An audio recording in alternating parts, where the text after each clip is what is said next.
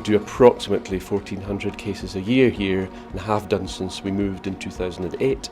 And in that time we've seen great changes in terms of the way we do things and the way patients recover.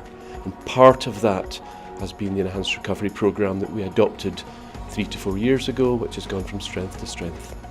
Now 70 to 80% of our lung resections for cancer are done by keyhole surgery, which has been not the main reason for getting these patients out quicker and back to normal more quickly, but it's been a major contribution.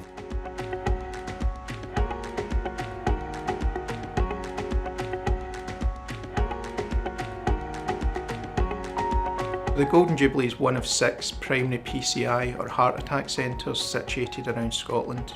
We bring patients directly to us as part of our optimal reperfusion service. Patients who are having ST elevation MIs, life-threatening conditions, where we know that early treatment is much to the benefit of the patient. Discussions primarily with the ambulance service and A&E departments.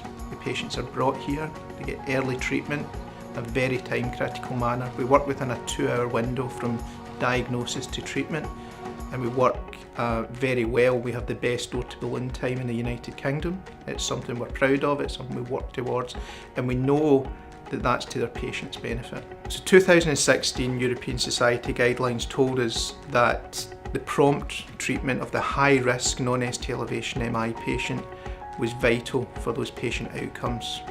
We've adjusted our treatment plans and pathways to include the early recognition of these patients, their prompt transfer and prompt treatment within the Golden Jubilee. We can identify these patients, have them transferred and make their patient journey quicker, more efficient. But not only that, we save money there's economical benefits, there are less patient transfers and less bed days across the region. So it's in everyone's benefit. What I do is I go up to the wards and I talk to patients who have been through thoracic surgery. I go and it's like somebody through the other side, so I can ease their concerns. I went up to the ward one day and I seen a wee old lady who, she did a Zumba class before surgery, right? She came in, she'd had a lobectomy, she couldn't do her Zumba class anymore, according to her. And I said, why not? I will have took a bit of my lung away, so I'm going to be breathless, so I won't be able to do a Zumba class. And at that I said to her, well look, you went from 5 lobes to 4, right? I went from 5 lobes to 2, and if me going from 5 to 2, I can teach 7 indoor cycle classes in a week, then I'm pretty sure you can do 1 Zumba class. It doesn't matter whether it's just showing somebody to a room or doing different volunteers roles, you're helping somebody and you get so much back for it.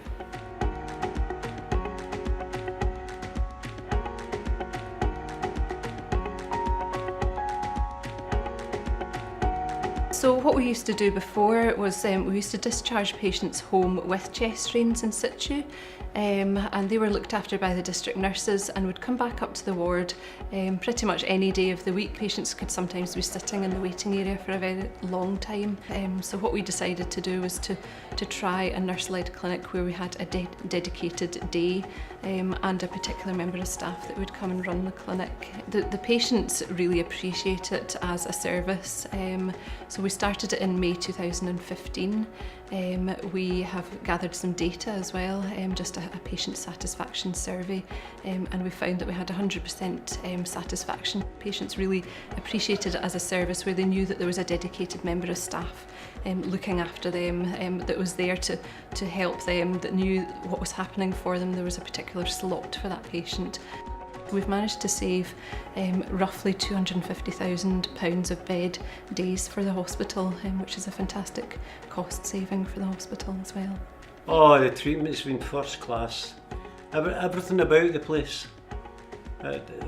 Nobody could do enough for you. Everybody, from the head of the house to the bottom of the house. Unbelievable. If it wasn't for them, I wouldn't be here.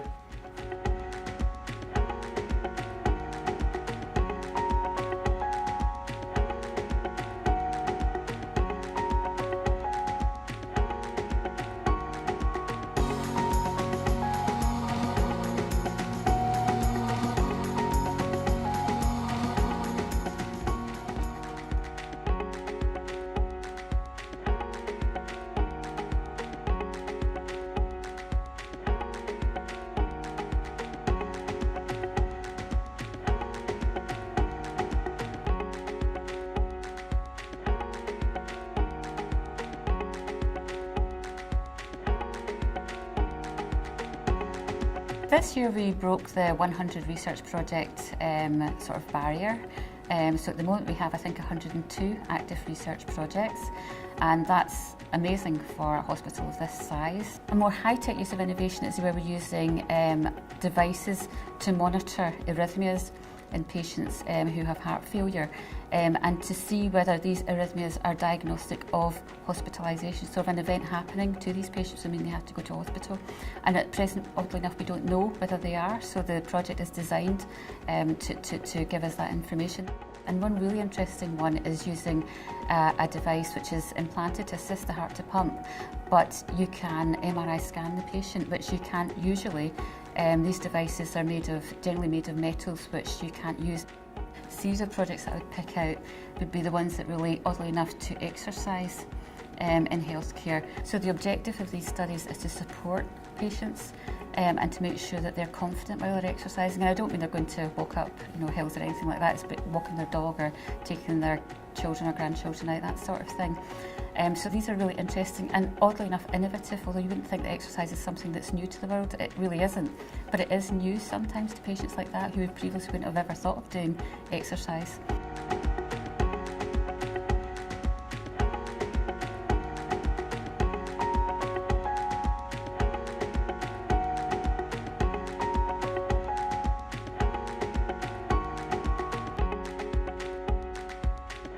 So we supplied over 8,600 bedroom nights for patients and relatives alone. We even launched 2016-17 the Centre for Health and Wellbeing, and providing that was fantastic for all the staff, even the local communities. That helped bring in extra revenue.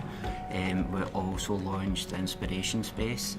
That was fantastic. That's opened up more business and given us more space than we ever had before, so that's great flexibility for future business coming along our way. This is down to obviously the fantastic facilities we have here at the Golden Jubilee Conference Hotel. We're very flexible with all our delegates to make sure all their individual needs are met. And meeting all these personal individuals, the staff, goes a very long way to making sure everyone leaves here happy.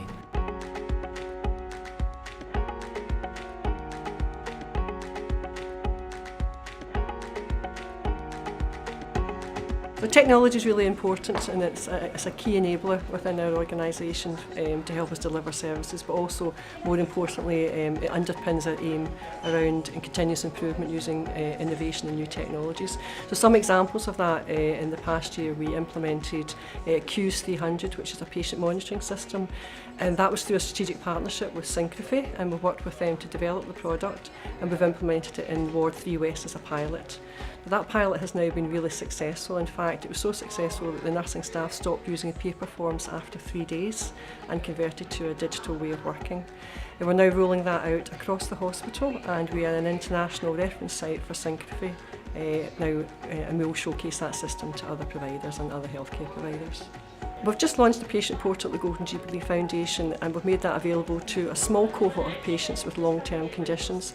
The initial purpose is to give patients access to a clinical summary which they can share with clinicians or their family or carers out with the hospital, and that will then support patients to manage their conditions at home. So we're just about to launch a patient app which will provide patients with information around their intended stay at the hospital. So that will be patient information around what's going to happen to them in their procedure, any pre-operative care that they have to undertake, and it will provide families with information about visiting hours and car parking, etc. So general information around their stay at the hospital.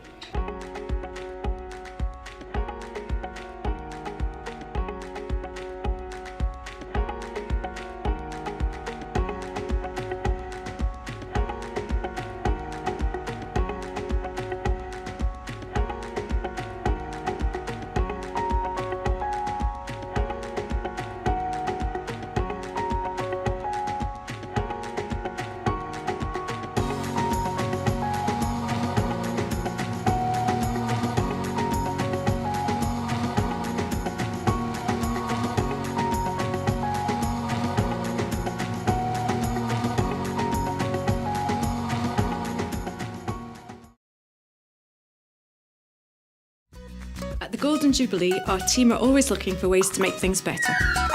I shake things up. I pioneer. I take pride in what I do.